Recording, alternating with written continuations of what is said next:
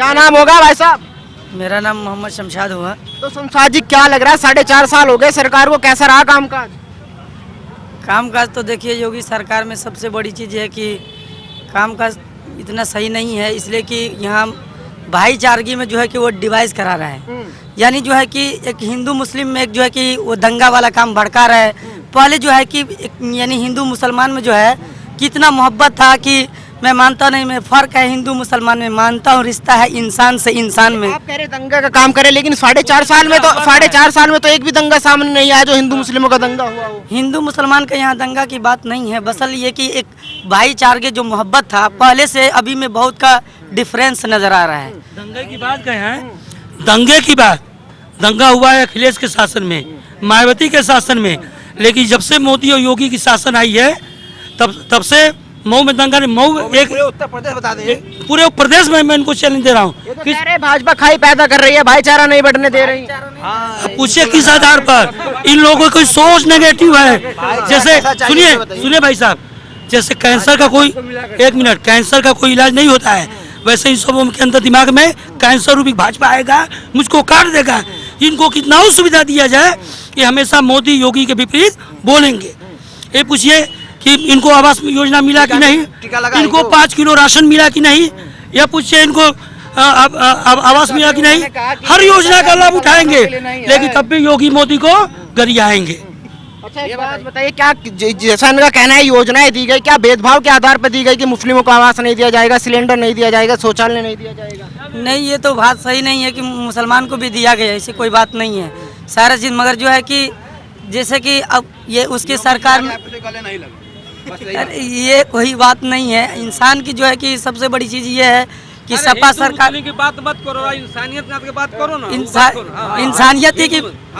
इंसानियत की बात कर रहा हूँ ना, कि जो कि बीजेपी सरकार में अभी देखिए कि मथुरा का जो है कि उसके जो है कि मंत्री जो आवाज़ उठा दिए कर रहे कि जैसे अयोध्या के बारे में जो है कि 1992 के 6 दिसंबर 1992 में अभी मथुरा के बारे में आवाज़ उठा दिया है।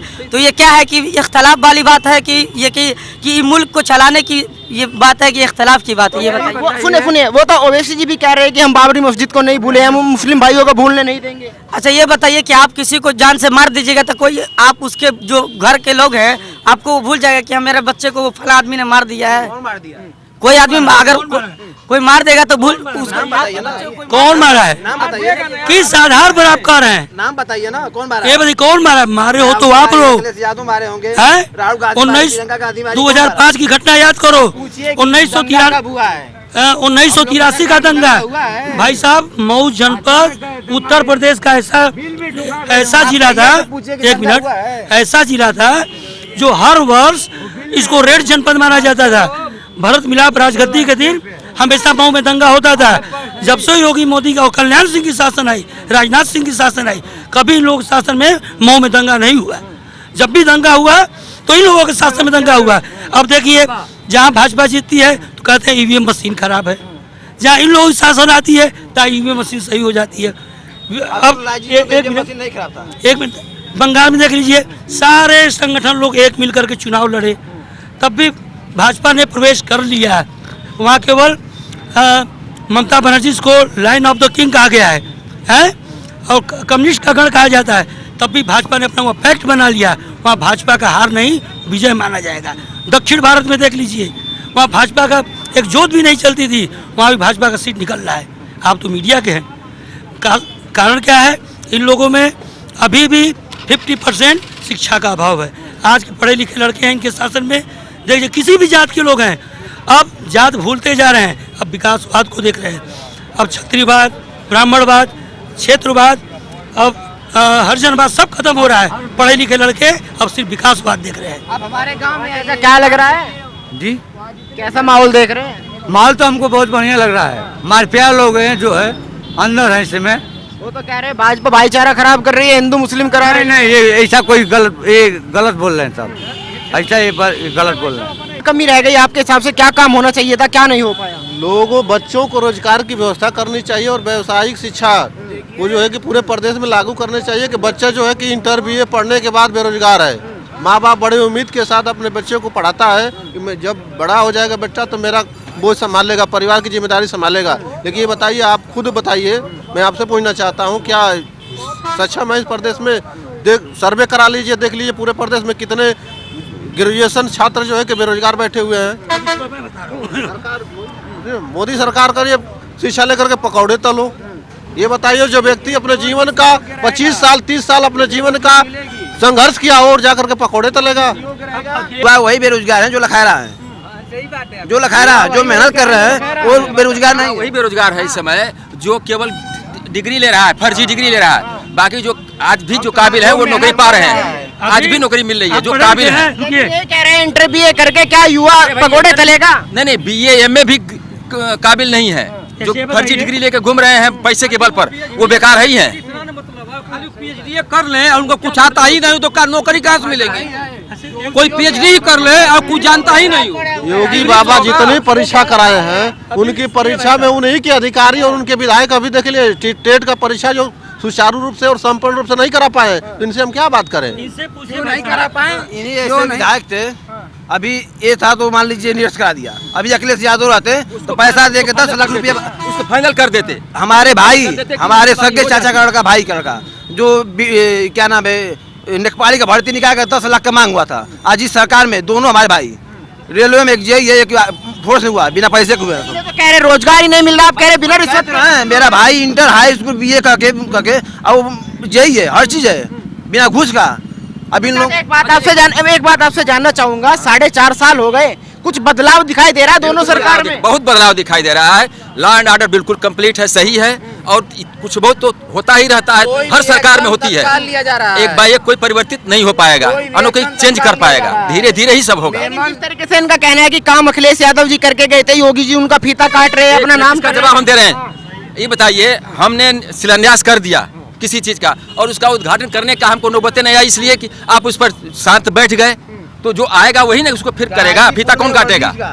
मुलायम सिंह ने शिलान्यास किया, अखिलेश यादव भी चले गए, लेकिन योगी जी बनवाए। क्यों नहीं मुलायम सिंह बना के चले गए? कार्यकाल में उसको बनवाना चाहिए था ना, फीता काटते उसका, वो काट लेते, लेकिन वो काम नहीं कराएंगे तो फीता कौन काटेगा? होशी से जामती तक मायावती, अखिलेश यादव, मुलायम सिंह सभी लोग चले गए, लेकिन योगी बाबा का ही दिन था। आज होशी से इतना पानी में हम लोग चलते थे, आज हम लोग उड़ते हुए जा रहे हैं। यही कहना चाहते हैं, पहले इलीगल काम होता था, जाती हैं, कोई भी होगा, आएगा जाएगा तो चेंज होते रहते हैं, लेकिन जो चीज न्यू डाल दी गई उसका काम आप करवाएंगे, फाइनल करेंगे तभी तब फीता काटेंगे। अच्छा एक बात बताइए, अगर मऊ की बात की जाए, मुख्तार अंसारी का गढ़ माना जाता था, लोगों में एक खौफ था, जिसको वो चाहते थे वो यहाँ से विधायक बनता था, लोग वोट नहीं डालते थे, लेकिन अब भी क्या वो खौफ है, निकल चुका है? नहीं, ऐसा कोई खौफ नहीं है, कोई खौफ नहीं है, अब कोई खौफ नहीं है।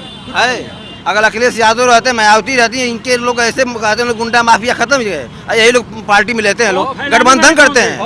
सुनिए, खौफ फैलाने वाले कौन थे? मुख्तार अंसारी भगवान नहीं है।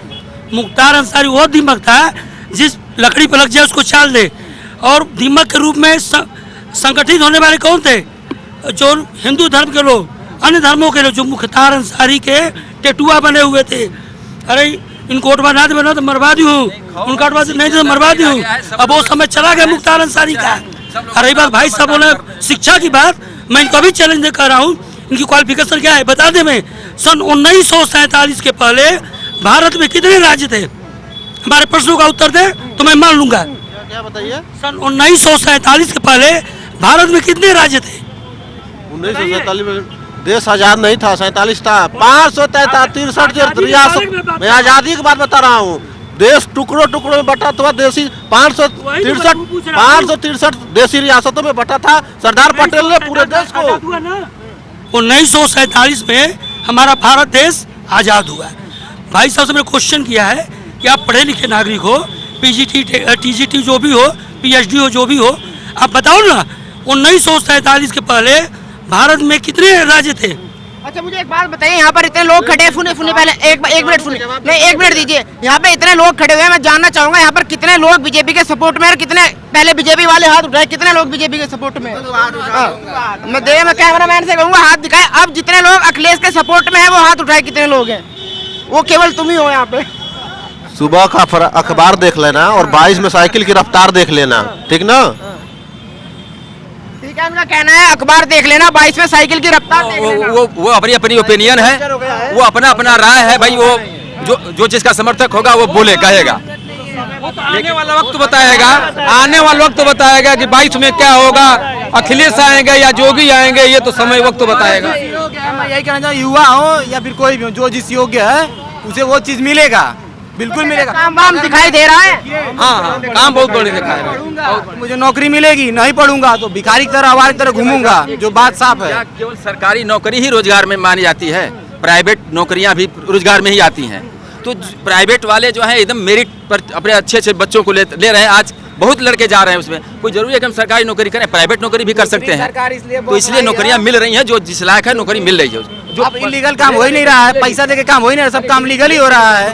इसलिए सब अन्य जितने भी, मैं किसी को टारगेट नहीं करूंगा, बस इतना ही बोलूंगा, जितने दूसरे पार्टी के लोग हैं इसलिए वो ज़्यादा परेशान है भाजपा से। इसीलिए दिक्कत परेशानी उन लोग को हो रही है, क्योंकि पहले पैसे पे काम होता था, कहीं घुस दे के हो जाता था 2 लाख 4 लाख 5 लाख, अब वो होना बंद हो गया है। यही मैं पेपर दिलवाने गया था BTC का, तो मैं इधर मेरी बहन पढ़ रही है और इधर देखना है कि कोई ऐसा बच्चा नहीं था जिसके पास पेपर नहीं आया था।